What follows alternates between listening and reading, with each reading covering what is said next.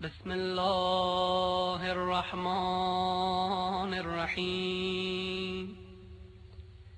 السلام عليك يا حجة الله في أرضه.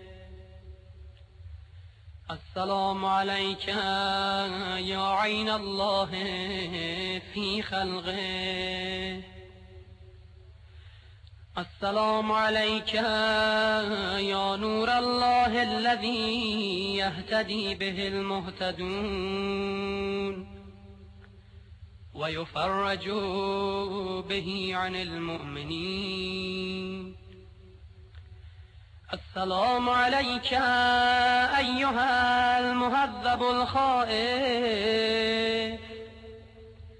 السلام عليك أيها الولي الناصح. السلام عليك يا سفينة النجاة. السلام عليك يا عين الحياة. السلام عليك صلى الله عليك وعلى آل بيتك الطيبين الطاهرين. السلام عليك عجل الله لك ما وعدك من النصر وظهور الأمر. السلام عليك يا مولاي. أنا مولاك عارف بأولاك وأخراك.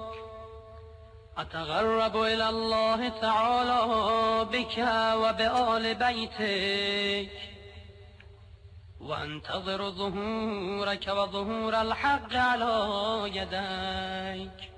وأسأل الله أن يصلي على محمد وآل محمد وأن يجعلني من المنتظرين لك والتابعين والناصرين لك على أعدائك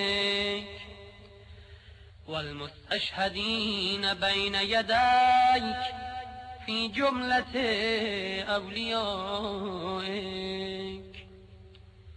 يا مولاي يا صاحب الزمان، صلوات الله عليك وعلى آل بيتك. هذا يوم الجمعة وهو يومك المتوقع فيه ظهورك والفرج فيه للمؤمنين على يديك وقتل الكافرين بسيفك. وأنا يا مولاي فيه ضيفك وجارك. وأنت يا مولاي كريم من أولاد الكرام ومأمور بالضيافة والإجارة. فأضفني وأجرني صلوات الله عليك وعلى أهل بيتك الطاهرين.